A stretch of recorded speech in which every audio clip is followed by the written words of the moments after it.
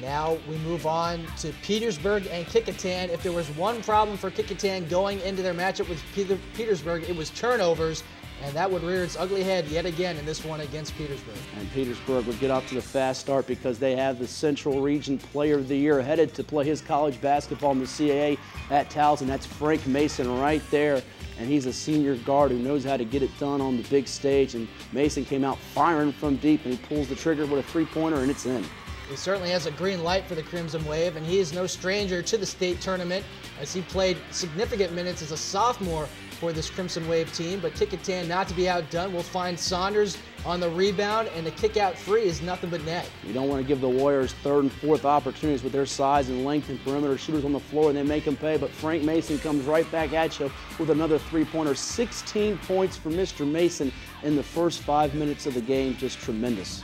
He certainly wanted to make a statement against this team from Kecoughtan as coming off the screen, left open, and he knocks it home. And the Jordan shrug, probably not needed, but when you're feeling that well, you're probably going to feel a bit confident about yourself. He is feeling it right now, in a groove, in the zone right now. And Petersburg's transition game giving Kecoughtan all kinds of problems right now. And Mason says, let's do it again from deep.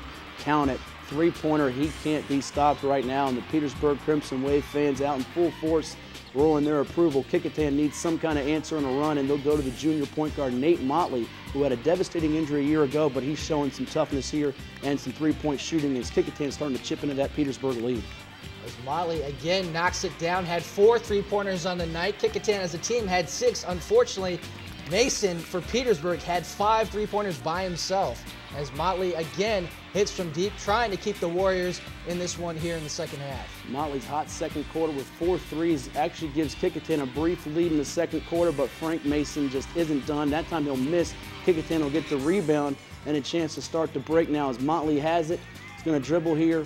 Got his defender where he wants him, and he'll dish it to an open man. Kecoughtan will drive it, but offensive foul on Greg Alexander, and that's not what you need to keep the run going. Again, turnovers being an issue. They had 88 coming into this matchup in the last 4 games as Motley hits for the 4th time with the three-point shot as Kecoughtan really having to rely solely on Motley's three-point shooting to keep them in this one against Petersburg.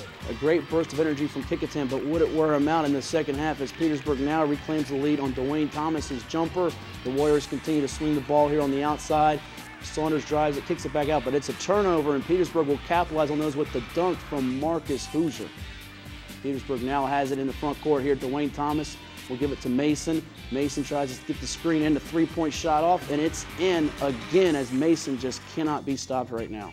77-56 the final score as Petersburg defeats Kecoughtan. Nate Motley with a team-high 22 points for the Warriors. Frank Mason with a game-high 37 points to lead the Crimson Wave.